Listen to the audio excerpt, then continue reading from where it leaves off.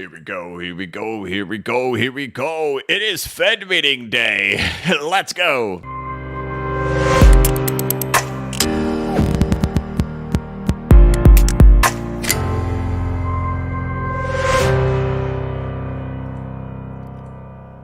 Hey, what's going on, everybody? This is the blockchain backer bringing you the latest cryptocurrency news and analysis. Welcome to Fed Day. Can you believe it? We've got the clock right here on the screen. We are now down into the final 5 minutes before the Fed announces their rate decision. Current federal funds rate sits at 5.25 to 5.5%.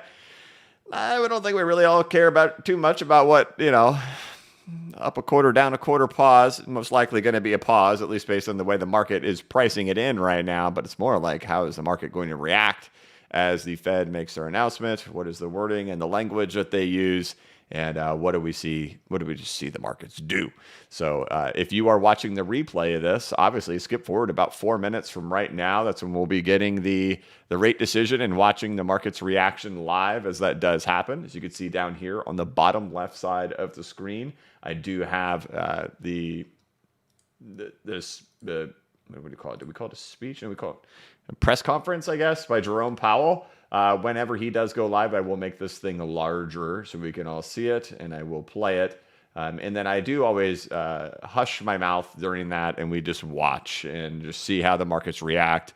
And at the same time, we'll have Bitcoin, we'll have the Dow Jones Industrial Average up here. This will look more like that, and then we'll just see how markets react throughout here as Jerome Powell is speaking. And we'll see how markets react once this Fed rate decision does come out here in the next 3 minutes. So we've had 2 pauses. Now the question is, will this be the third one? Let me minimize that a little bit. And what we definitely see here is that the 10-year yield was never able to catch up to the federal funds rate, which is 5.25 to 5.5% currently right now. We'll see how the 10-year yield reacts to it. We'll see how the rest of the yields react to it. We'll see how the markets react to it. And we'll see how metals and the dollar react to it as well. So currently I also have another one right here, US dollar currency index, and I have gold down here. So we'll be able to bounce between the two. So over here we'll have all the cryptos on this side to see how cryptos are reacting during this time period. And then we'll have stocks and broader markets over here on this side to watch how those are reacting. So the way this kind of goes is that in the next couple of minutes, I'll just be sitting here refreshing everywhere to see what the decision is, and then we'll read it together. So I'll just be sitting here. We'll be refreshing the Federal Reserve's website to see them pull up the recent developments, their announcement right in here. And then we'll read through that. Then we'll go over here and we'll watch the markets and how they react to that information. And then we really just have about a half an hour to burn. So when this happens, however the markets react, if the markets fire to the upside, if the markets stay flat, or if the markets crash and burn during this, I don't really give any strong opinions on what's happening in the market at that time. It's just well known this tends to be a volatile moment in markets. So I just sit back as an observer, just like everybody else, and watch how the market reacts to this. I won't have an opinion on it. And I know many times when we get this information, we can go one way, it could be a fake out, and we turn around and go back the other way by the time Jerome Powell is done talking. So giving any type of thoughts on reactions will not really be, don't take any of them serious from me. Take it with a grain of salt, because what we definitely see all the time is initial reactions are fake. They can also be real. We don't really know. We can watch the market flip and flop like crazy as this happens. So we are now in the last 45 seconds before we get the rate decision. Here we go. We always watch this. Like in Markets in the Morning, we pull this up all the time. And we always watch this thing count down. Like it usually has days over here. And we'll watch it count down for like 30-something days. And then here we go, guys. We are in the final seconds. Again, 98% probability that the Fed is paused. Question is there any language in there of them like announcing that we're done? This is actually the pause. We are not going to be hiking anymore. Or do they just continue the same language that they have to say, hey, if anything, it will use the tools at our disposal and inflation's our number one priority, which I'm sure they will say in their statement. And then we'll just see how it goes from there. Okay. So now we are at the point of where we can just start refreshing and seeing if we can get some info to come out of here. Checking multiple screens. Where is it? Okay, waiting for it. There it is. There's the statement. Statement is, oh, this is different. Okay, they maintained it. In support of these goals, the committee decided to maintain the target range of the federal funds rate at 5.25 to 5.5. Initial reaction by the market, move up. So we do see the Dow shooting to the upside. I have this little line right here. This is the all-time high of the Dow. And it was 1% away. So we're within 1% of the all-time high on the Dow Jones Industrial Average. All right, let's go through here. We'll read it real quick. I do think this start is different. We'll go back and look at other ones, but I think that's different. Recent indicators suggest that growth in economic activity has slowed from its strong pace in the third quarter. Job gains have moderated since earlier in the year, but remain strong, and the unemployment rate has remained low. Inflation has eased over the past year, but remains elevated. The U.S. banking system is sound and resilient. Tighter financial and credit conditions for households and businesses are likely to weigh on economic activity, hiring, and inflation. The extent of these effects remains uncertain. The committee remains highly attentive to inflation risks. The committee seeks to achieve maximum employment and inflation at the rate of 2% over the longer run. In support of these goals, the committee decided to maintain the target range for the federal funds rate at 5.25 to 5.5%.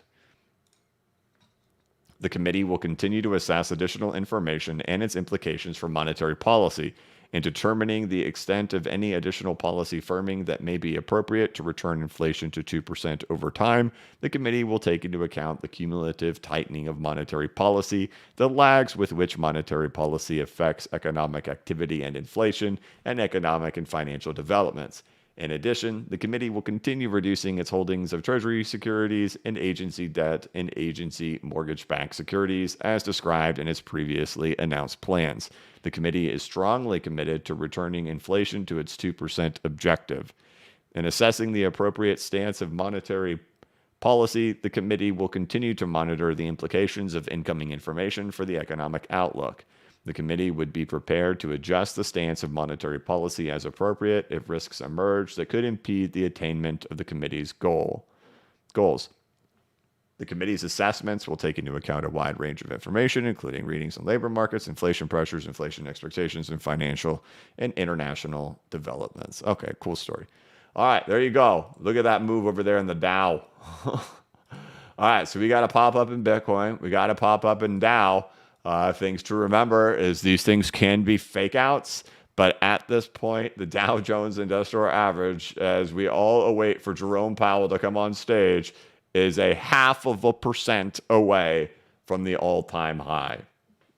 So, are we going to catch the Dow Jones breaking into all-time high live on YouTube? Let's find out. So there you go. You got green throughout crypto. Or moving into the green, not necessarily green throughout crypto, but we're moving into the green. Bitcoin 42,300, Dow Jones just 0.5% away from the all-time high. DXY getting wrecked. There you go, big fat move down in the DXY. A little bit of a move up here in gold. Always remember, yes, nice to see these. They're probably going in the directions that you want them to go into. Just know we are in one of those moments where things can flip on a dime while we're in the thick of this moment. So Jerome Powell will be coming on to speak. This is where markets usually start doing stuff when Jerome Powell is speaking. So he'll be on in 26 minutes. When he does come on, I will hushola. And then we'll just wait to see what happens. But either way, there you go. So now we can confirm that, yes, it is no longer a question of whether or not we are paused. That is the third pause in a row. We are in the pausing cycle of a market. So now the question is, will Jerome Powell actually say it? Or is he going to keep that tough language and all that stuff? Dow up 170 points. There you go. I wonder if somebody's going to say it in the actual questioning room in the conference. Hey, did you know the Dow is breaking into the all-time high right now? Let's see how other indexes are doing. So NASDAQ is up 0.5%. So prior to this rate announcement, the market was really flat. I was really watching this for the half an hour leading up to this. These were all practically at zero. They weren't really negative. They weren't really positive. They were really sitting right there at flat. And now each index is up about 0.5%. So market is liking what it has read so far. And something we can do is, I'm going to look for something. I feel like they started that thing differently than they did in past ones. Let's go to press releases. Go back to November. Here we go. No, it's really identical. No, there's more words in here. Okay, wait, this is very different here. This is very different.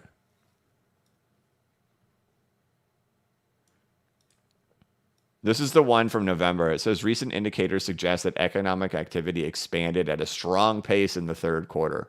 Job gains have moderated since earlier in the year, but remain strong, and the unemployment rate has remained low.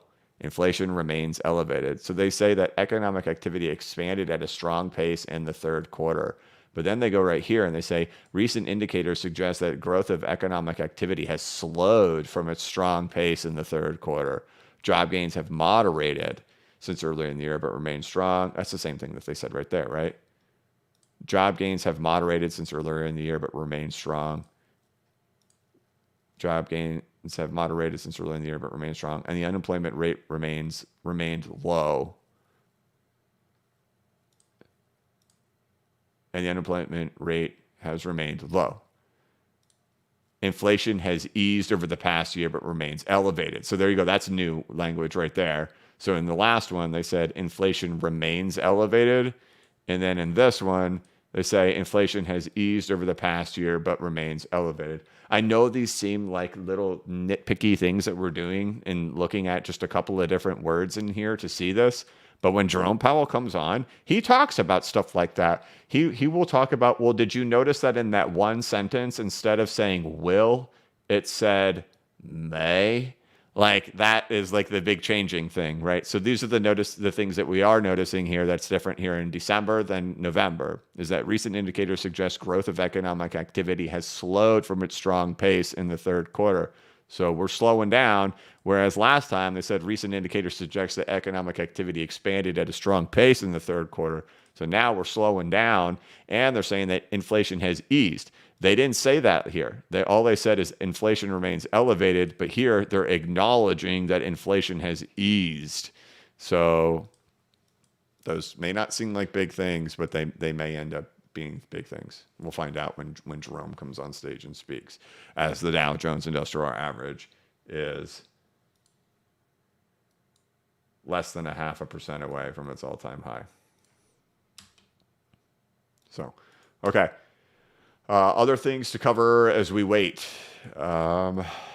DXY, the initial fall. Gold, initial pop. Yields, looking over here at yields, 3-year yield, big tumble, 2-5, long duration yields, all taking big tumbles. Short duration yields taking a little bit too. 6-month yield down to 5.15%. Shorter duration still kind of holding up okay. Indexes up still kind of climbing a little bit. They were up 0.5% just about 5 minutes ago when we looked at them. Now up about 0.55 to 0.6%. Metals are definitely having an okay moment, with silver rallying back above $23. If you remember earlier today in markets in the morning, it was all the way down to like $22.65. Silver and gold have been getting absolutely slaughtered, but it looks like a little bit of an improvement over there in metals. As for stocks are more in the green. As for crypto, we keep seeing more in the green. But again, I'm not going to give really an opinion on that being in the green, just because things can get wacky and wonky in the middle of these types of moments. So at this point, we have a pause again. This is now our third pause from the Fed. We are in the pause period of a hiking cycle. Now the market wants to know, when are we cutting? Let's see if they've updated this yet. They haven't updated it yet. probabilities. Have these updated yet? We'll see if these update, and if they update after Jerome Powell speaks. So, okay, now essentially we are going to burn about 20 minutes, kind of goofing off, waiting for things to happen, waiting for Jerome Powell to come on and talk. A couple of things. I do have the frog queued up and ready to go. So the frog is ready to go. If things finish the way they are right now, we would play the frog. But we know that this can be totally misleading here in the beginning, and we have to see this maintain itself through the end in order to keep the frog going, in order for the frog to be played, which of course it's Wednesday, my dudes, a fan favorite. And there's that one guy who's like, I hate that thing. Well, it's not for you, buddy. No. We won't. You absolutely can't frog it in a moment like this. This is the initial reaction. The initial reaction can always be all over the place. So, okay, there we go. Bitcoin's at 42,464. It's in a nice move up with the Dow.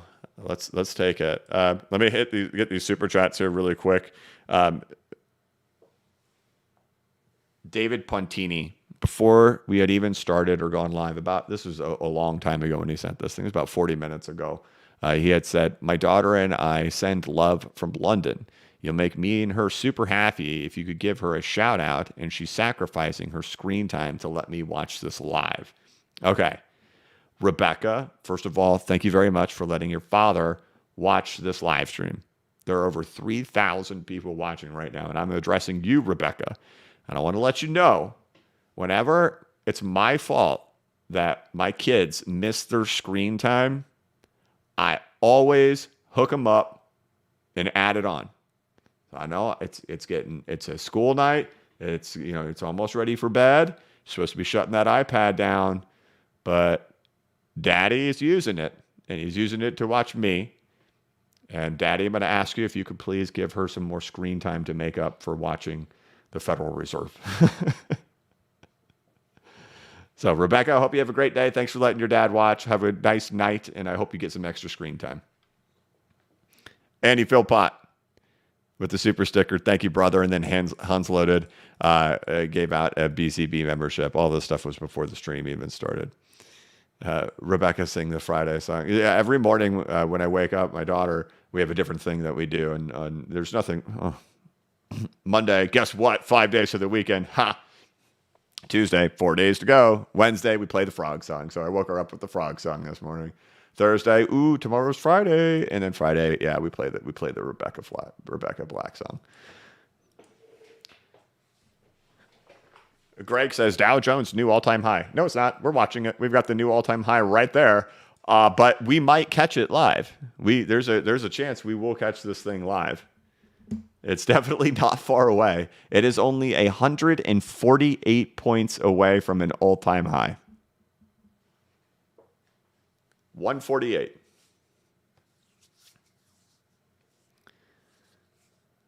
Yeah, less than 0.5%. But we'll see how it goes. I mean, we're stabbing at it. we're definitely stabbing at it. Will it go? There you go. Hit the like button. First of all, we have 3,000 people in here. Thank you all so much for tuning in. I appreciate it. I'm very grateful to be in this position. It's absolutely insane that 3,000 people tune into my live streams. I don't take that for granted.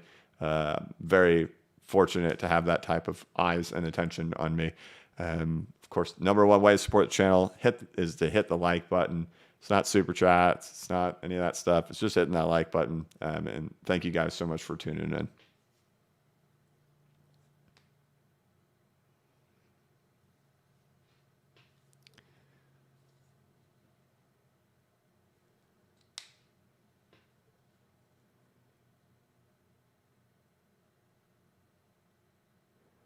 Dow Jones Industrial Average is higher than the all-time high close. Yeah, so even if we don't end up getting the all-time high, maybe we do. But again, like the thing that people who hang out here in the chat all the time and people who hang out here and watch these live streams all the time and pay attention to this stuff is that we do know these reactions can be fake in the beginning. So But how is this market reacting? It's reacting on some different stuff, and you can just tell we've read these things a few times. Say something sounds different in here. Literally everything in here is the exact same. The things that were different were just like this sentence and this part of the sentence that were different.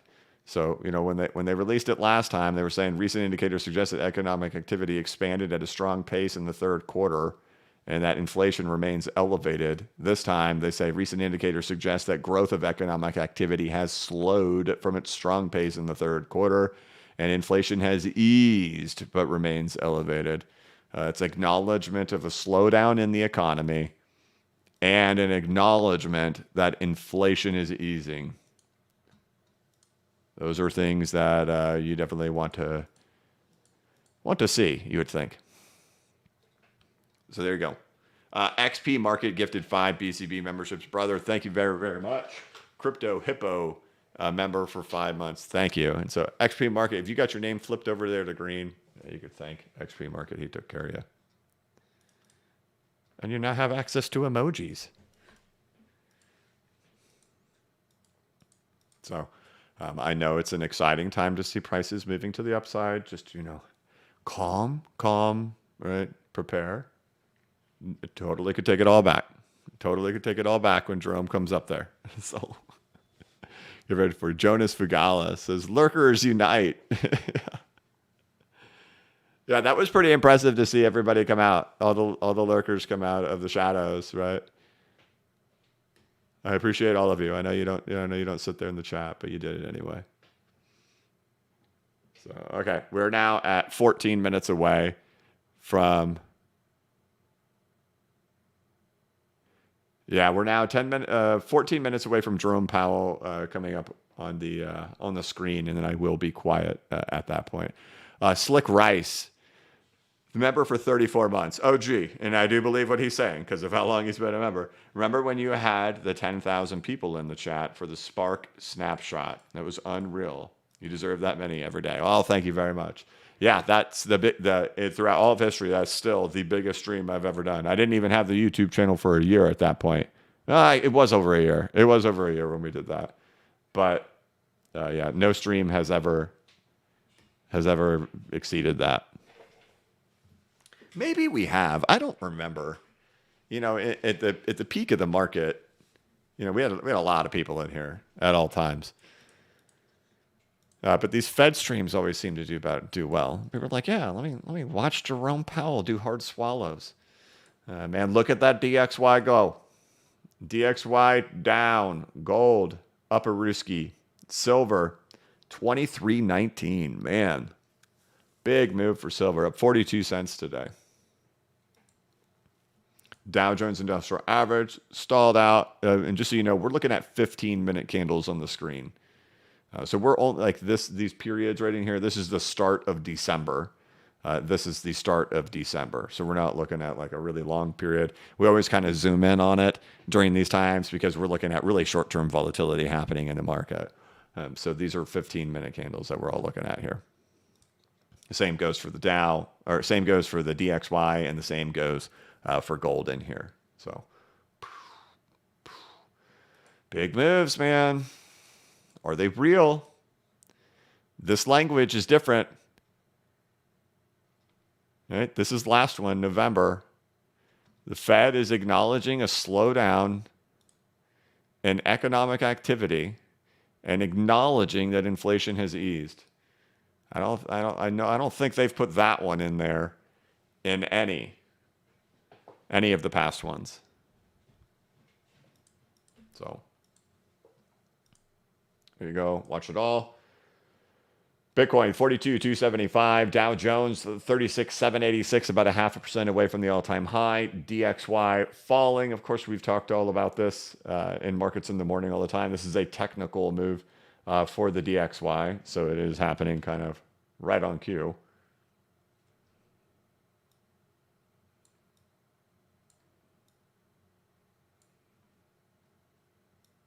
Makes a good narrative, though, huh? All right.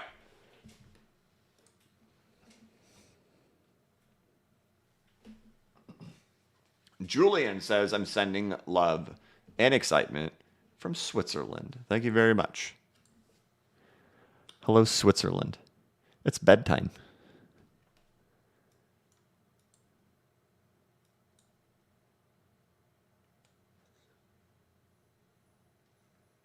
Trying to go through the chat right now. David says, I've got a bad feeling about this. You know, you don't really know. you don't really know until Jerome comes up, and then once we get towards the end, you know, he comes on in 10 minutes from right now. He speaks usually for about 30 to 45 minutes, and that leaves about a half an hour to 45 minutes left of the market. You know, about 45 minutes to an hour. It's not going to do 30 minutes. He'll do 45 at least, right? He'll leave about 45 minutes left for the market to kind of figure itself out. But typically, by the time we get to the end of Jerome speaking, the direction of the market is set, it has been set, or it's just flat. You know? We've had times recently, so I don't know how many of these we've done. We've done maybe 6 or 7 of these streams.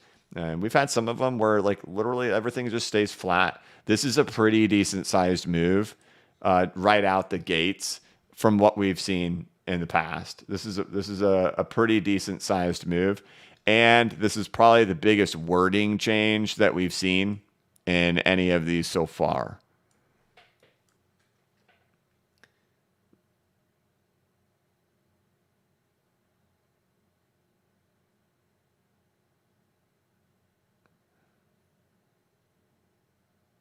Yeah, I don't know. I think that's, I don't see anything alarming in here. But the fact that they're acknowledging that the economy is slowing down, right?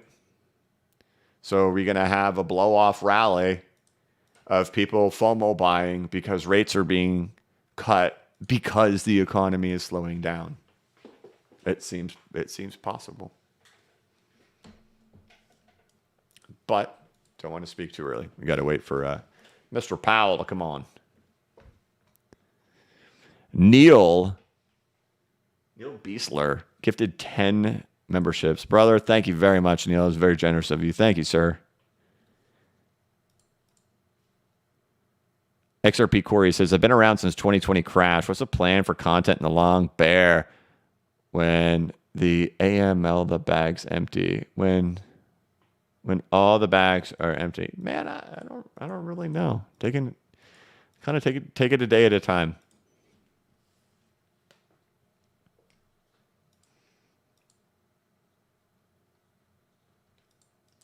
You know, you gotta know, like, this is being blockchain backer is a defining characteristic of who I am in my life. So it's not something I'm like walking away from. It's just, what would that be like? Be pretty wild. Pretty wild. So I don't know. We just have to see how things go. Dennis Wayne with 5 membership gifts 5 memberships. Dennis, thank you very much. I appreciate it. And to those in the chat who are getting their names flipped green, that's the community for you, just hooking it up.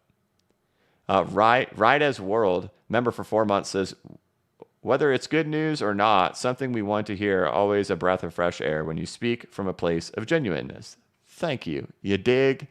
Thank you, Brides. Yeah, it's interesting because the market is rallying off news of economic activity is slowing down. Hey, the economy's not as strong as it used to be. But it's like, okay, that's fine. Ease credit conditions then. Right? That's what the market likes. All right, we are 6 minutes away from Jerome Powell. Matt Conrad says, do rate cuts happen at full extension for Dow? And is Bitcoin too close to retracement for alts to benefit if it rejects at 702? I don't think it's too close. We cover this all the time in Markets in the Morning. I don't think it's too close. But will the cuts happen at the Dow? It sure would make sense, right? If you go through the last 23 years, there's been 3 hiking cycles, right? three hiking and cutting cycles. And what typically has happened in those is the market does fine during hiking cycles, right? All the scare tactics that have been, don't fight the Fed, and the market has rallied since the 75 basis point rate hike started. The market has just been rallying. We're very critical of that here on this channel. That's the dumbest thing. If you go through history and look at how rate hikes happen, when they're in hiking cycles, markets tend to rally during that time. Markets really tend to rally when the Fed is paused. So it's not surprising to see the market rallying as the Fed is paused.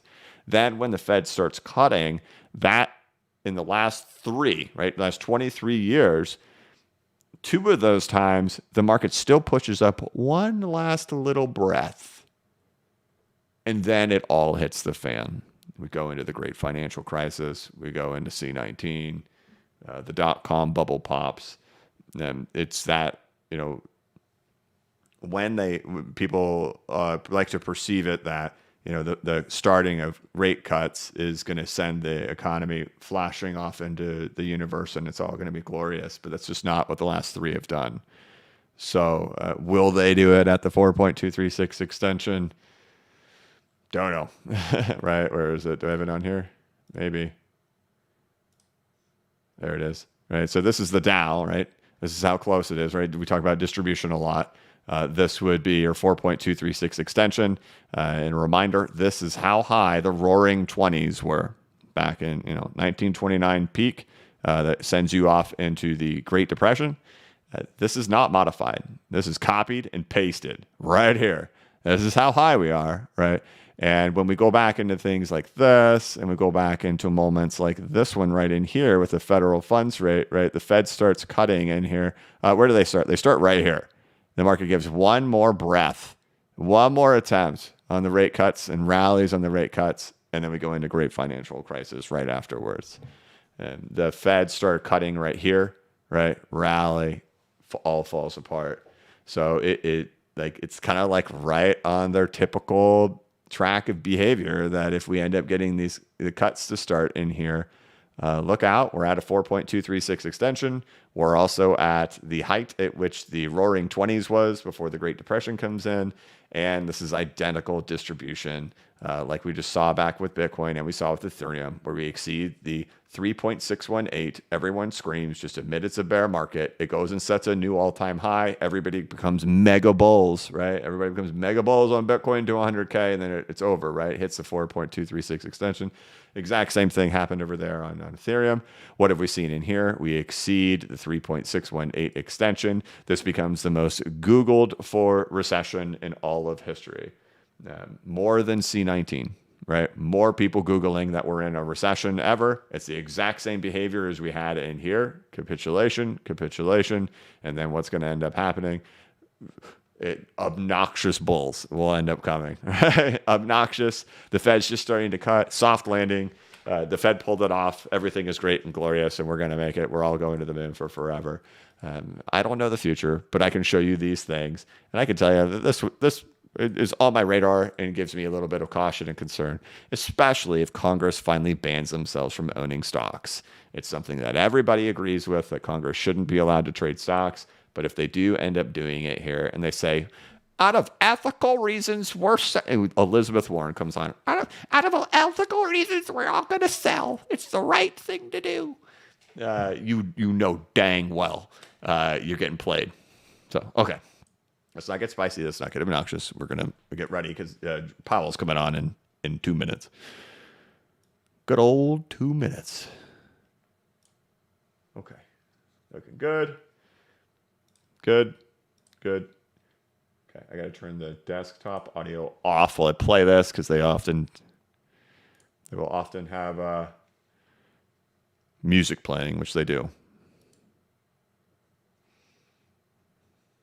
Now I just have to remember to turn the audio back on when the time comes and keep my eyes over there on the screen. So I'm going to go ahead and make this larger as we get ready. I will not be speaking at any moment during this thing. I sit back idly and watch just like the rest of you guys, and I watch the market reactions with you all as well. The initial reaction of the market was pump. And the initial reaction of DXY was dump. Initial reaction of metals, pump. Let's see how we do as Jerome gets ready to come up on the stage, which is less than 1 minute is what it's scheduled for.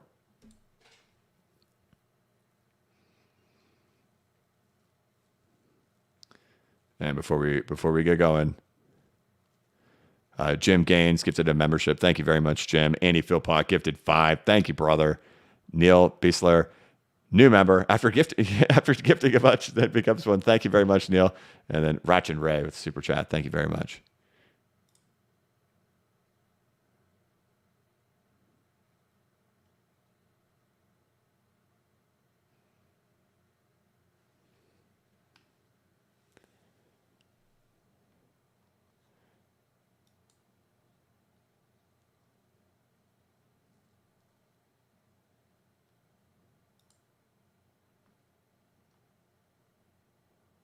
Okay. That's going to be it from me, guys. I'm going to hush until we get to the end. Again, as we get to the end, there's not going to be too much discussion. Either something crazy happens and we catch it all live or not, but I usually wrap it up really quick once it's over. So here we go, guys. I'm going to hush up.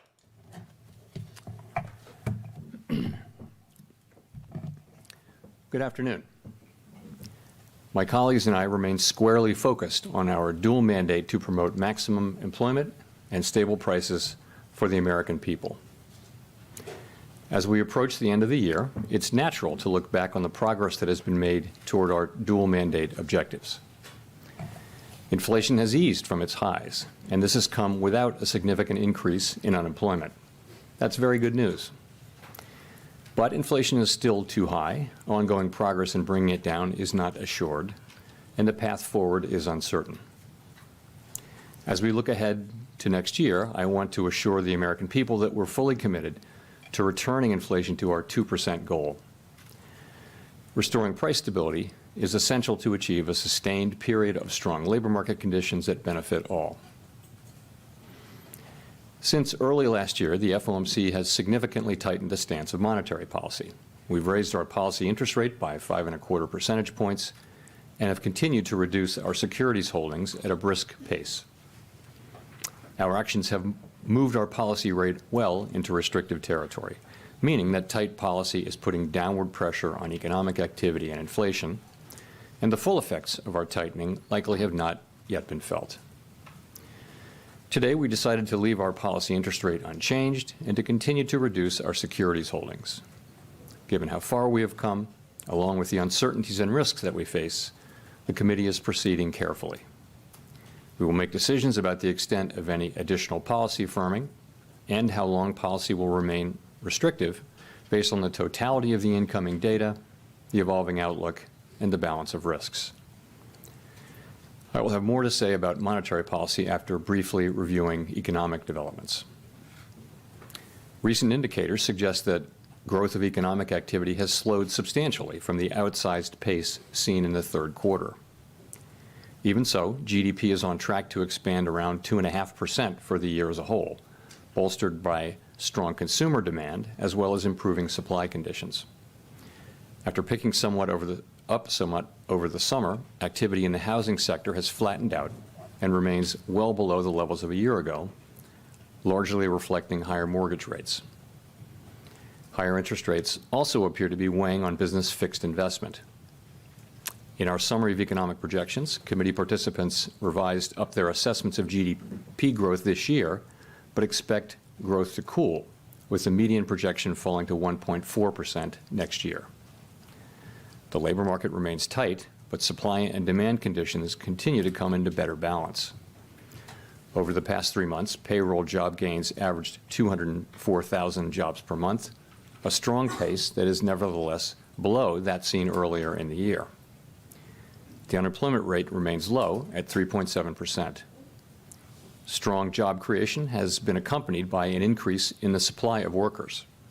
The labor force participation rate has moved up since last year, particularly for individuals aged 25 to 54 years, and immigration has returned to pre-pandemic levels.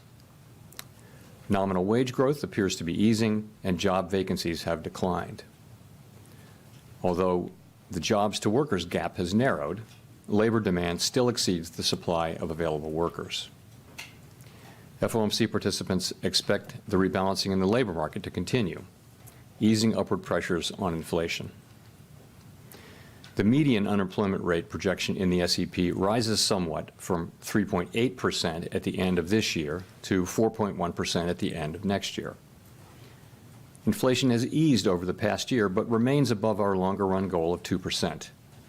Based on the Consumer Price Index and other data, we estimate that total PCE prices rose 2.6% over the 12 months ending in November, and that, excluding the volatile food and energy categories, core PCE prices rose 3.1%.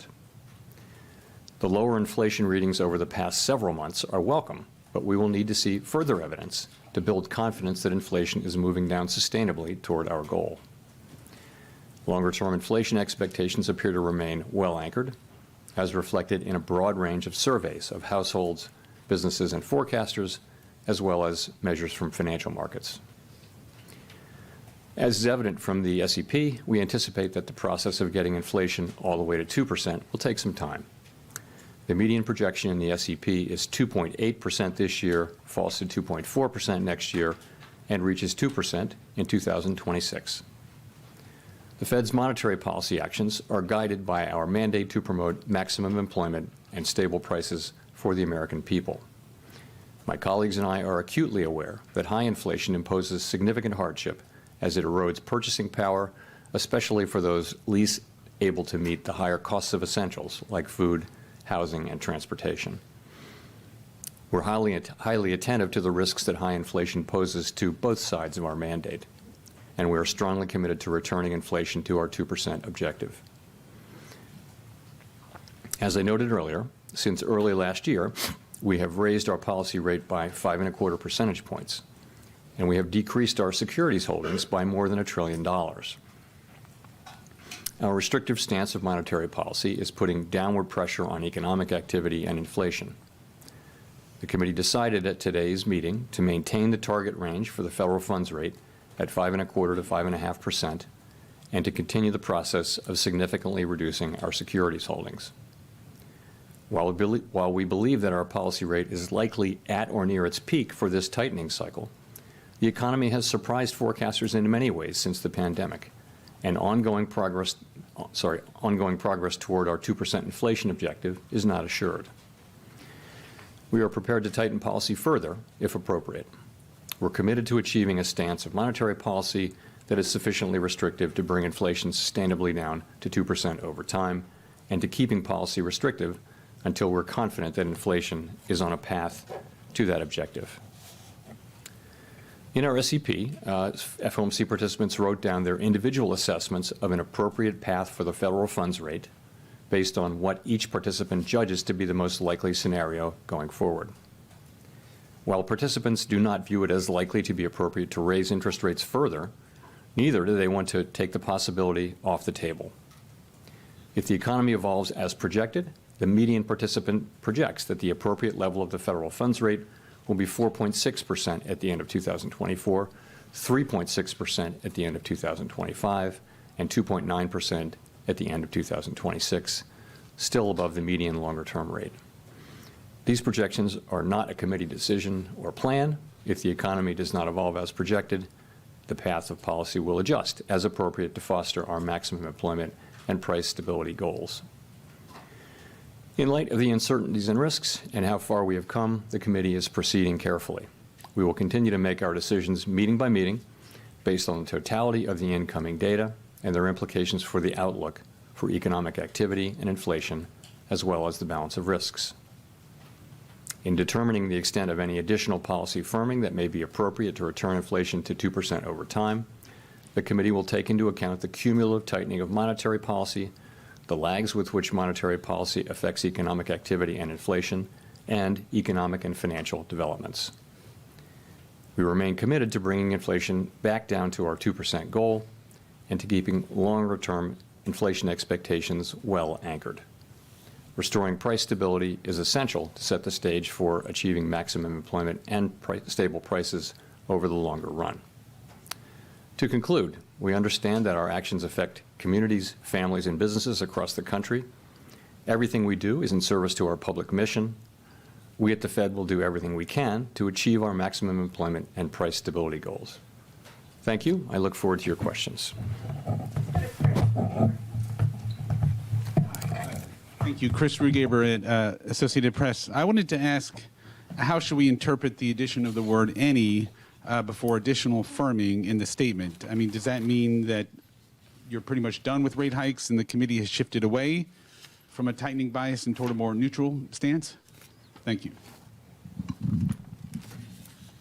So specifically on any, we do say that in determining the extent of any additional policy firming that may be appropriate, so any additional policy firming, that sentence. So we added the word any as an acknowledgement that we believe that we are likely at or near the peak rate for this cycle. Participants didn't write down additional hikes that we believe are likely, so that's what we wrote down. But participants also didn't want to take the possibility of further hikes off the table. So that's really what we were thinking. Mr. Chairman, the microphone, sorry. Steve Leisman, CNBC. Happy holidays, Mr. Chairman. Fed Governor Chris Waller said that if inflation continues to fall, then the Fed in the next several months could be cutting interest rates. I wonder if you could comment on whether you agree with Fed Governor Waller on that the Fed would become more restrictive if it didn't cut rates if inflation fell. Thank you, sir. So, of course, I don't comment on any other officials, even those who work at the Fed. But I'll try to answer your question more broadly. So the way we're looking at it is really this. When we started out, right, we said the first question is how fast to move, and we moved very fast. The second question is, really how high to raise the policy rate, and that's really the question that we're still on here.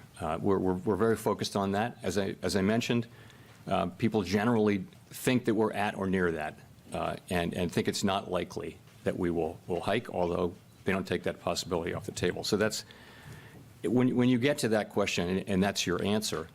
There's a naturally it begins to be the next question, which is when it will become appropriate to begin dialing back the amount of policy restraint that's in place. So that's really the next question, and that's what people are thinking about and talking about. And I would just say this: we are seeing strong growth that appears to be moderating. We're seeing a labor market that is coming back into balance by so many measures, and we're seeing inflation making real progress.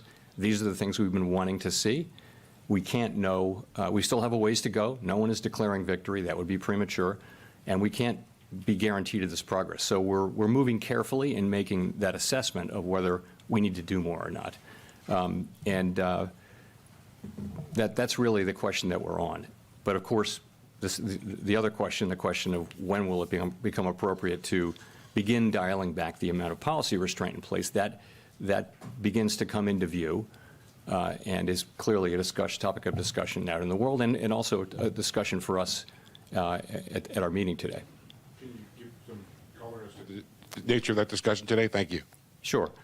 So it comes up in this way today. Everybody wrote down an SEP forecast, so many people mentioned what their rate forecast was. There was no back and forth, no attempt to sort of reach agreement, like this is what I wrote down, this is what I think, that kind of thing. And a preliminary kind of a discussion like that. Not everybody did that, but many people did. And I would say there's a general expectation that this will be a topic for us looking ahead. That's really what happened in today's meeting. I can't do the head count for you in real time, but that's generally what happened today. Let's go to Rachel. Hi, Chair Powell. Rachel Siegel from the Washington Post. Thanks for taking our questions. At this point, can you confidently say that the economy has avoided a recession and isn't heading for one now? And if the answer is no, I'm curious about what you'd still be looking for. I think you can say that there's little basis for thinking that the economy is in a recession now. I would say that. I think there's always a probability that there will be a recession in the next year, and it's a meaningful probability no matter what the economy is doing. So it's always a real possibility. The question is it? So it's a possibility here.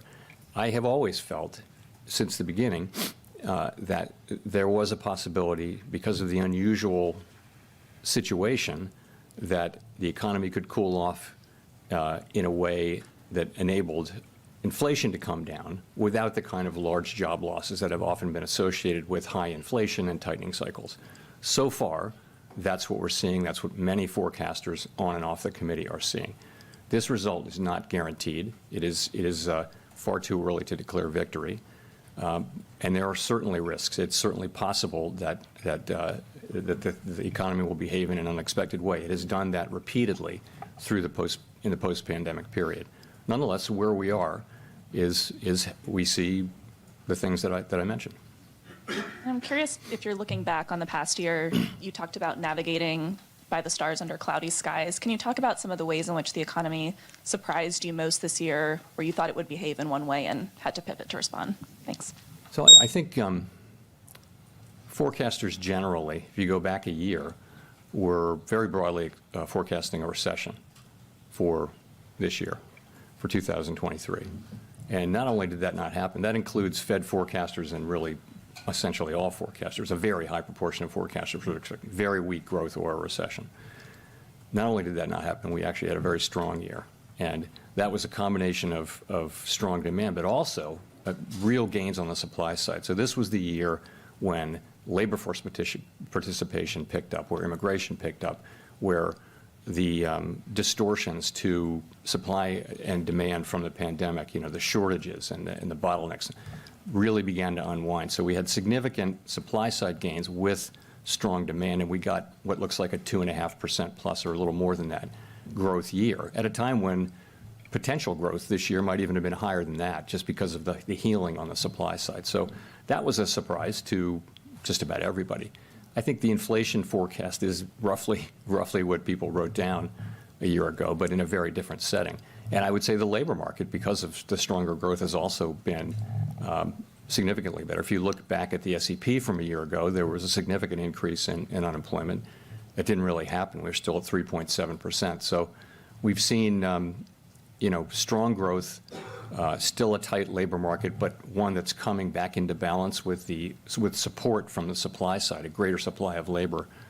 It's that's what we see, and that I think that combination was not anticipated broadly. Thanks, Howard Schneider with Reuters, and thanks for taking the questions. I wonder if you could give a little more color or detail on what motivates the lower rates next year, whether it's a coincidence, for example, that the spread between PCE inflation, core inflation, and the federal funds rate stays constant over the year. Are you simply calibrating against the fall in prices, in the price level that you're expecting, in the rate of inflation that you're expecting, as opposed to supporting the economy? Nothing quite that mechanical is happening. The SEP really is a bottoms up, built from the bottom up, right? So I think people are looking at what's happening in the economy, and I think if you look at the big difference from September in the SEP, the expectations for inflation this year, both headline and core, have come down, really significantly in 3 months. That's a big piece of this. At the same time, growth turned out to be very strong in the third quarter, is slowing, we believe, as appropriate. And we've had several labor market reports which suggest, again, significant progress toward greater balance across a broad range of indicators. You're seeing so many of the indicators coming back to normal, not all of them. But so I think that people look at that and they write down basically each individual writes down a forecast and a rate forecast that goes with that forecast. We tabulate them and publish it. And so it isn't, you ask about real rates, I take it, that is something that we're very conscious of and aware of and monitor, and it's certainly a big part of, it's a part of how we think about things, but really it's broader financial conditions that matter, and as you well know, it's so hard to know exactly, what the real rate is or exactly how tight policy is at any given time. So you couldn't follow that like it was a rule. and think that you would get the right answer all the time, but it's certainly something that we're focused on. And indeed, if you look at the projections, I think the expectation would be that the real rate is declining as we move forward. It sounds like the discussion over, if I could follow up, has already kind of begun. I'm wondering, just related to Steve's question, how the tactics of this play out, given the slowing of inflation and the fact that the deeper you get into 2024, the closer you get to a presidential election. Do you want to front load this, in other words? Yeah, no, we don't think about political events. We don't think about politics. We think about what's the right thing to do for the economy. The minute we start thinking about those things, we just can't do that. We have to think, what's the right thing? We'll do the things that we think are right for the economy at the time when we think is the right time. That's what we'll always do. So I mentioned we're moving carefully. One of the things we're moving carefully about is that decision over, that assessment really over whether we've done enough, really. And you see that people are not writing down rate hikes. That's us thinking that we have done enough, but not feeling that really strongly confidently and not wanting to take the possibility of a rate hike off the table. Nonetheless, it's not the base case anymore, obviously, as it was 60, 90 days ago. So that's how we're approaching things. And as I mentioned, we wrote down this SEP, and it talks about people have individual assessments of when it will be appropriate to start to dial back on the tight policy we have in place. And that's a discussion we'll be having going forward, but that's another assessment that we're going to make very carefully so as time goes forward. Nick.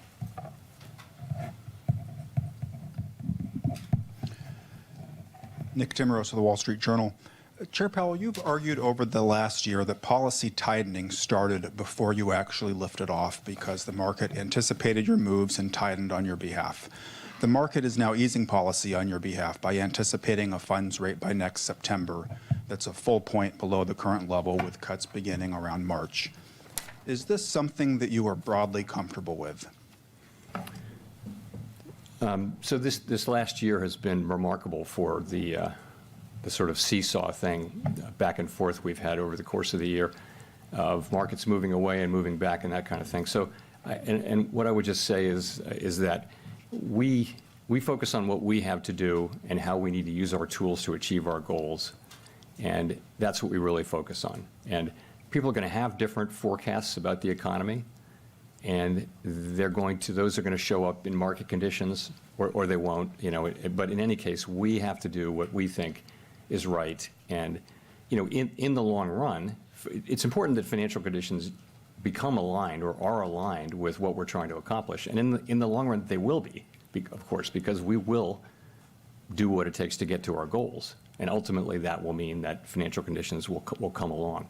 But in the meantime, there can be back and forth, and I'm just focused on what's the right thing for us to do, and my colleagues are focused on that too. The markets seem to think inflation is coming down credibly. Do you believe we're at the point where inflation is coming down credibly? Listen, I welcome the progress. I think it's really good to see the progress that we're making. I think if you look at the 12-month measure, look at the 6-month measures, you see very low numbers. If you look at 12-month measures, you're still well above 2%. You're actually above 3% on core through November at PCE. That isn't to say I'm not calling into question the progress. It's great. We just need to see more. We need to see continued further progress toward getting back to 2%. That's what we need to see. So it's our job to restore price stability, and that it's one of our two jobs along with maximum employment, and they're equal. So we're very focused on doing that. As I mentioned, we're moving carefully at this point. We're pleased with the progress, but we see the need for further progress. And I think it's fair to say there is a lot of uncertainty about going forward. We've seen the economy move in surprising directions, so we're just going to need to see more further progress. Gina. Gina Smilik, New York Times. Thanks for taking our questions. In the SEP from today, growth is notably below potential in 2024. If growth were to surprise us again in the way that it has for years now by being stronger than expected next year, would it still be possible to cut rates? Or put another way, is below trend growth necessary to cut rates, or would continued progress on inflation alone be sufficient? So we'll look at the totality of the data. Growth is one thing. So is inflation, so is labor market data. So we'd look at the total, as we make decisions about policy changes going forward, we're going to look at all those things, and particularly about as they affect the outlook. It's ultimately all about the outlook and the balance of risks as well. So that's what we'd be looking for. If we have stronger growth, that'll be good for people. That'll be good for the labor market. It might actually mean that it takes a little longer to get inflation down to 2%. We will get it down to 2%. But if we see stronger growth, we will set policy according to what we actually see, and so that's how I would answer. I guess the question I'm asking, if you don't mind a quick follow-up, I guess the question I'm asking is above trend growth itself a problem? It's only a problem it's not itself a problem. It's only a problem insofar as it makes it more difficult for us to achieve our goals. And if you have growth that's robust, what that will mean is probably will keep the labor market very strong. It probably will place some upward pressure on inflation. That could mean that it takes longer to get to 2% inflation. That could mean we need to keep rates higher for longer. It could even mean ultimately that we would need to hike again. It just is. It's the way our policy works. Go to Neil. Hi, Chair Powell. Neil Irwin with Axios. How do you interpret the state of the labor market right now? And in particular, you've referred even today to evidence that it's coming into better balance. What would you need to see to conclude that it has reached that balance? So on the better balance side, there's just a lot of things. It's you see job growth still strong, but moving back down to more sustainable levels given population growth and labor force participation. The things that are not quite, but let me go on with that list. Claims are low.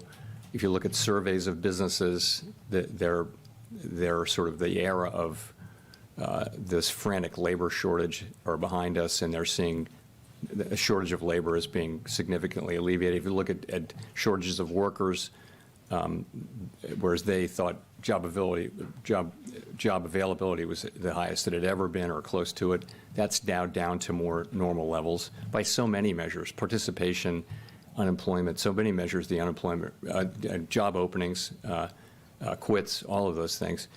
So wages are still running a bit above what would be consistent with 2% inflation over a long period of time. They've been gradually cooling off, but if wages are running around 4%, that's still a bit above, I would say. And I guess there are just a couple of other, the unemployment rate is very, very low. And these are, but I would just say overall, the development of the labor market has been very positive. It's been a good time for workers to find jobs and get solid wage increases. Claire. Claire Jones, Financial Times. I'd say the mood among economists at the moment seems to be one of cautious optimism, which is somewhat corroborated by your forecast, by this sense that we are going to have a soft landing. Yeah, when we hear from the general public, there's a lot of discord about economic conditions. What do you think explains this disconnect, and does it matter for policymakers? It may be.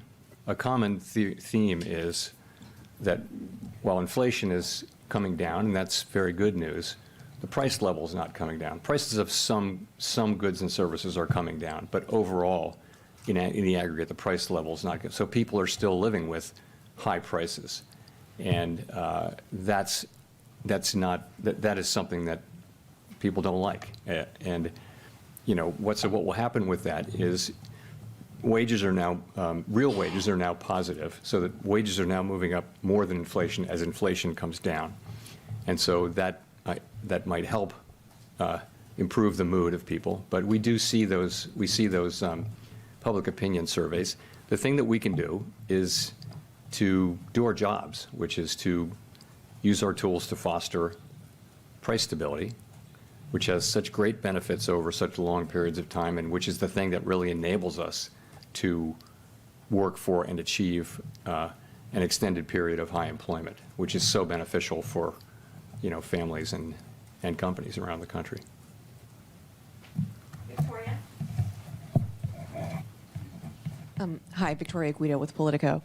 I wanted to ask, on the flip side of if things start to deteriorate rapidly, if we do fall into a recession, if we do start to see unemployment rise at sort of the levels of inflation that we're seeing now, how would you all think about that in terms of rate cuts? Would that be a sign that you've done your job demand-wise? Sorry, if the economy looks like it's starting to fall into recession, if the jobless rate starts to rise? That's not something we're hoping to see. Obviously, we're hoping to see something very different, which is continuation of what we have seen, which is the labor market coming into better balance without a significant increase in unemployment, inflation coming down without a significant increase in unemployment, and growth moderating without a significant increase in unemployment. That's what we're trying very much to achieve, and not something we're looking to see. But would you take that as a signal that you should cut rates? Obviously, what we'll do is we'll look at the totality of the data, as I've mentioned a couple of times, and certainly the labor data would be important in that. And if you can describe a situation like that where if there were the beginning of a recession or something like that, then yes, that would certainly weigh heavily in that decision.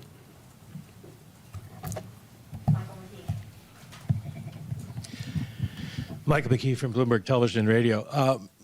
Mr. Chairman, you were, by your own admission, behind the curve in starting to raise rates to fight inflation. And you said earlier, again, the full effects of our tightening cycle have not yet been felt. How will you decide when to cut rates, and how will you ensure you're not behind the curve there?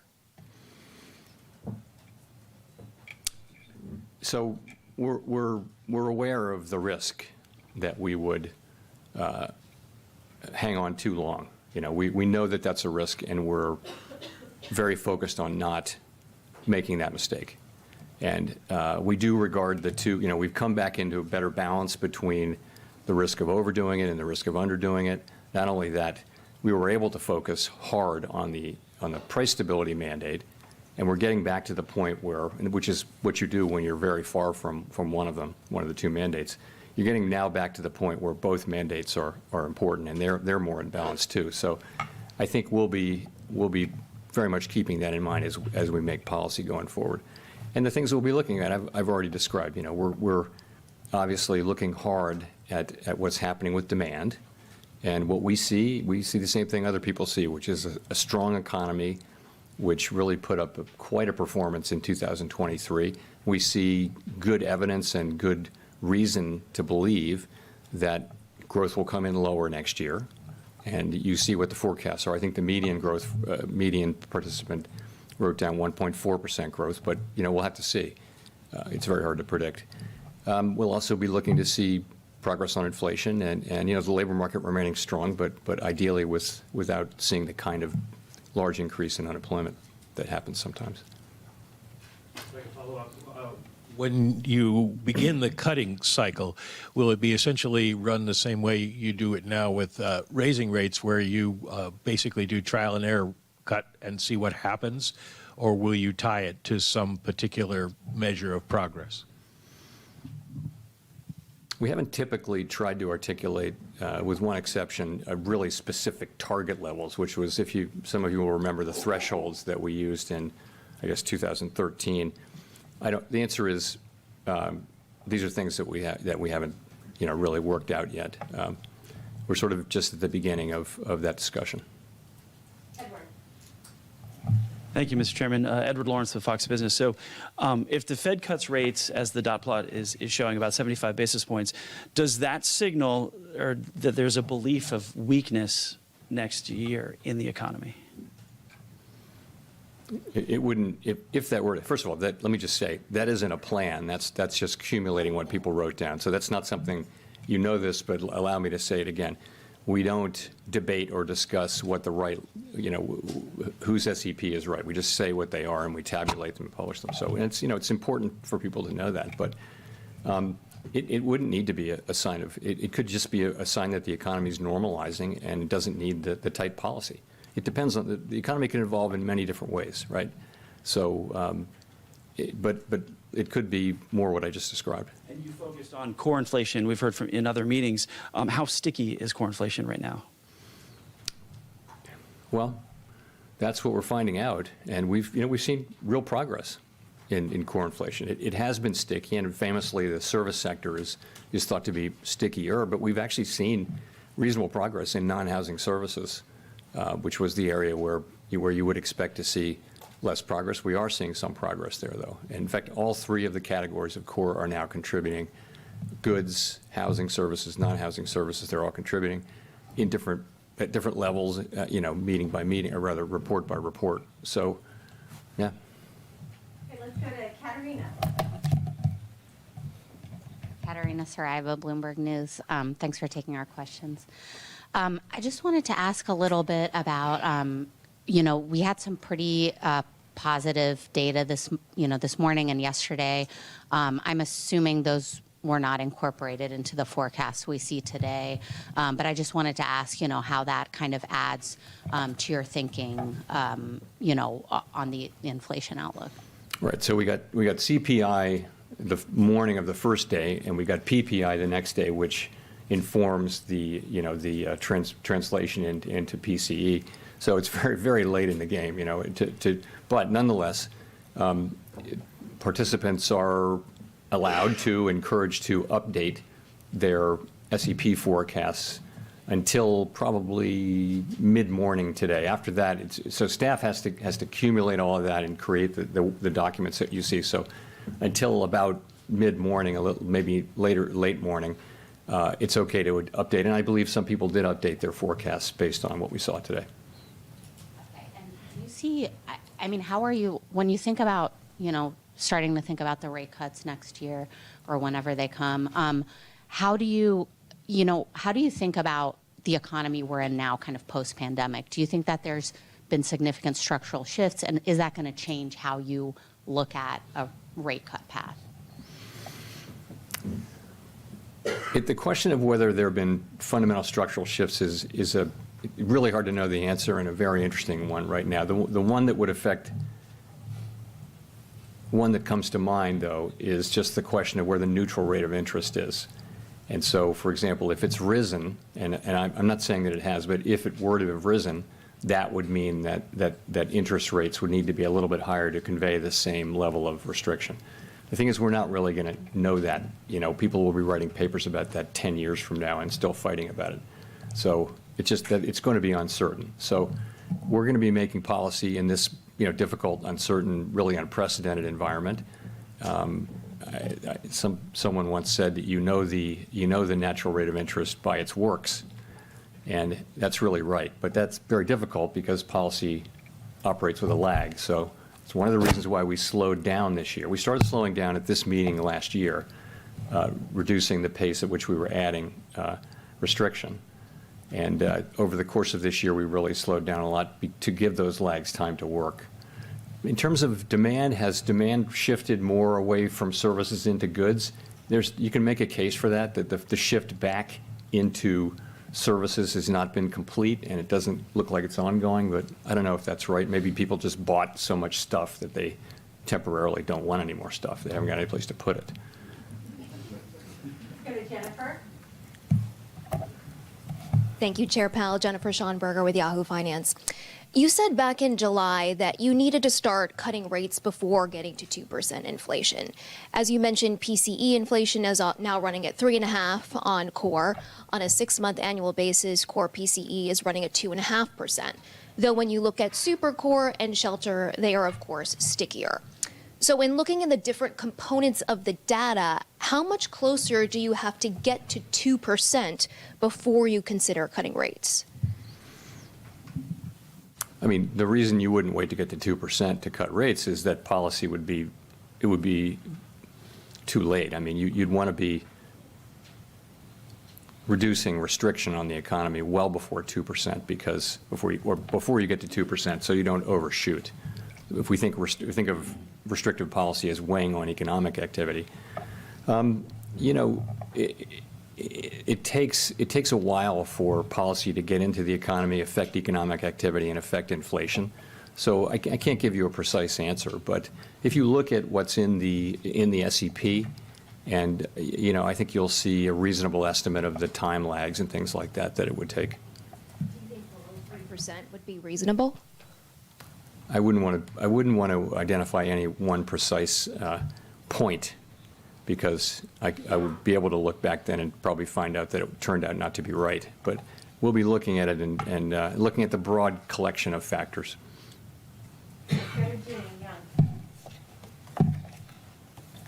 Hi, Chair Powell, Jean Young with Market News. Wanted to go back to the stickiness of inflation question. Over the past couple of years, a lot of central bankers have talked about the more difficult last mile of getting inflation back down to 2%. Yet it's also been surprising how fast inflation has come down this year. I'm curious, do you think something has changed in our understanding of inflation? Or do you subscribe to this notion still, or is it something different about the U.S. economy? Thank you. I think this, you know, we felt since the beginning that it would be a combination of two factors. The first factor is just the unwinding of what happened in the pandemic, the distortions to supply and demand. And the second thing would be our policy, which was weighing on aggregate demand and actually making it easier for the supply side to recover because of lower demand. We thought those two things were going to be necessary. Sorry, say the last part of your question again. If there was something different about the U.S. economy. Yeah, so it's not that, it may or may not be about different, the U.S. economy being different. I think that this inflation was not the classic demand overload, pot boiling over kind of inflation that we think about. It was a combination of very strong demand, without question, and unusual supply side restrictions, both on the goods side but also on the labor side, because we had a participation shock. So this is just very unusual. And, you know, we had the view, my colleagues and I broadly had the view that we could get a lot of, you know, you had essentially a vertical supply curve, because you ran into the limits of capacity at very low levels because there weren't workers and because people couldn't, the supply chains were all broken. So we had the view that you could come straight down that vertical supply curve to the extent demand reduced. And, you know, something like that has happened. It happened so far. The question is, you know, once that part of it runs out, and we think it has a ways to run. We definitely think that the sort of supply chain and shortages side has some ways to run. Does labor force participation have much more to run? It might. Immigration could help, but it may be that at some point you will run out of supply side help, and then it gets down to demand and it gets harder. That's very possible. But to say with certainty that the last mile is going to be different, I'd be reluctant to suggest that we have any certainty around that. We just don't know. I mean, inflation keeps coming down. The labor market keeps getting back into balance. And, you know, it's so far so good, although we kind of assume that it will get harder from here, but so far it hasn't. Okay, we'll go to Megan for the last question. Hi, Chair Powell. Thanks for taking our questions. Megan Casella with Barron's. I want to ask about the balance sheet, given the Fed's focus now on proceeding carefully and considering rate cuts. And can you talk us through what the latest thinking is, and has there been any consideration of altering the pace of quantitative tightening at all? We're not talking about altering the pace of QT right now, just to get that out of the way. So balance sheet seems to be working pretty much as expected. What we've been seeing is, you know, that we're allowing runoff each month. That's adding up. I think we're close to 1.2 trillion now. That's showing up. The reverse repo facility has been coming down quickly, and reserves have been either moving up or, as a result, or holding steady. At a certain point, you know, there won't be any more to come out of, or there'll be a level where the reverse repo facility levels out, and at that point, reserves will start to come down. We still have, you know, that we intend to reduce our securities holders until we judge that the quantity of reserve balances has reached a level somewhat above that consistent with ample reserves. And we also intend to slow and then stop the decline in size of the balance sheet when reserve balances are somewhat above the level judged to be consistent with ample reserves. We're not at those levels. We, with reserves close to $3.5 trillion. We don't think we're at those reserves. There isn't a lot of evidence of that. We're watching it carefully, and so far it's working pretty much as expected, we think. Adjusting that thinking at all by the time you're considering or moving forward with rate cuts? Is that time to rethink, or are you still going to follow that thinking? So I think they're on independent tracks. So you're asking, though, the question, I guess you're implying the question of can you continue with QT at such time, QT, which is a tightening action, at such time as policy is still tight? And the answer is it depends on the reason. If you're cutting rates because you're going back to normal, that's one thing. If you're cutting them because the economy is really weak, so you can imagine you have to know what the reason is to know whether it would be appropriate to do those two things at the same time. Thanks very much.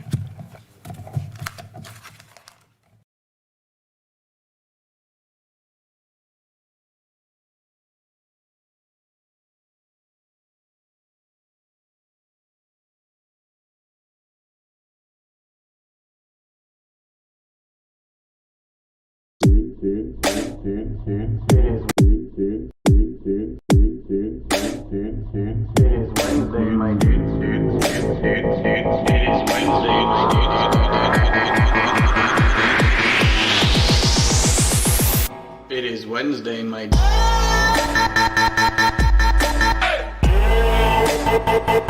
is Wednesday,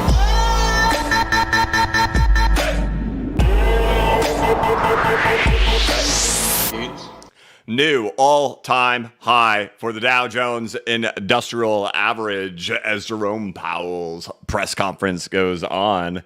Congratulations, guys. We all caught it live. So we have a new all-time high for the Dow Jones Industrial Average here on Wednesday, December 13th, 2023. You all caught it live. Remember where you were? We were all hanging out here just watching it together. Exciting to see that happen. For those who don't know, anytime that there's been any type of big bullish impulses happening in the cryptocurrency market, hater to love it, it's been associated with the Dow Jones Industrial Average. So is it possible for the Dow to set the all-time high? Sure enough, it is. We have done it. Looking over here, things we've talked about, people asked a lot. I could see it over there on Twitter getting tagged in it, and people typing in there, where is the 4.236 extension of the Dow Jones Industrial Average? It's up there at a little bit over 39,000. So we're about 2,000 points away from where that would be. So it's still quite a ways up there. Things to kind of take into mind are just how all of these have happened. It's all just kind of the same story over and over again. Like we go into long ranges, Fed pauses, Fed cuts, and then wham, that's how things tend to go in the order of operations in which they do. But in each time that we've gotten real nice breakouts in here, these are the moments where we've seen crypto really, really rally really hard. So we'll keep our eyes on it as time ticks on, but you caught it here live. One condition has been met, that the Dow has set an all-time high. That has been mandatory every time.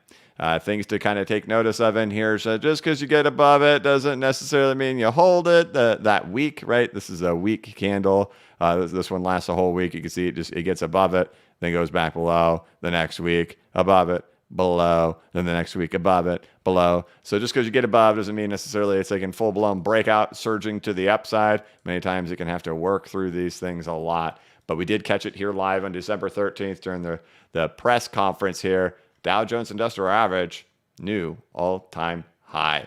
Heading over to crypto just to check out on it, see how it's doing as we get ready to wrap up this stream. You can see that Bitcoin is sitting at $42,700. Most of the altcoin market is over here in the green. Lots of big movers over here. Let's go over to the stock market. DXY, big fat tumble in there from almost at 104, now down to below 103. You can see treasury yields have absolutely gotten smashed during this press conference, down 0.25% here on the 2-year and the 3-year and almost on the 5-year there. All yields are smashed. Looking over there at stocks, Coinbase massively in the green, up almost 6%, followed by Roblox and Netflix. Looking over there at gold and silver, silver just having a monster day at $23.65, almost up $1 since the announcement was made with the interest rate pause. Gold back above $2,000 now at $2,017. You can see that big move happening right there for gold. So that's how we're going to wrap up today's live stream. If you haven't yet, please hit the like button. I appreciate it. We had a lot of viewers in here today to catch that Dow Jones set that new all-time high, which it is still at currently right now. Things that I missed during the stream. Let me get to these really quick. Annie Philpott had said, close out the chat and hit the like button. That's all it takes. Hit that X on the chat, hit like, come back to chat. It takes literally 3 seconds to do. Sam DeLuca gifted a BCB membership. Annie Philpott, everyone is hitting the like button now. Do it. One Rough Weekend gifted 5 BCB memberships. Thank you very much. Appreciate it, brother. One Rough Weekend, man. It's been a little while. I saw you in the chat saying you're starting vacation, man. Annie Philpott with the super sticker and grumpy old men. Hey, it's been a little while. How sticky is corn inflation? LOL. Watching the NDXT. Let's take a look at that really quick. How is the NDXT? Of course, this thing is a little bit delayed, right? But this is one of those ones. There you go. The NASDAQ 100 technology sector ripping and roaring at the same time. Congratulations, guys. That was a fun day. I look forward to markets in the morning tomorrow. Let us el go. New all-time high for the Dow Jones Industrial Average. I'll see you out with one more frog, and then I'll catch you guys tomorrow.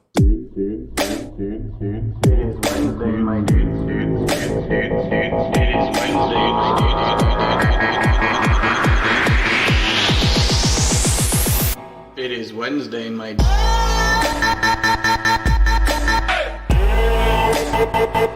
is Wednesday,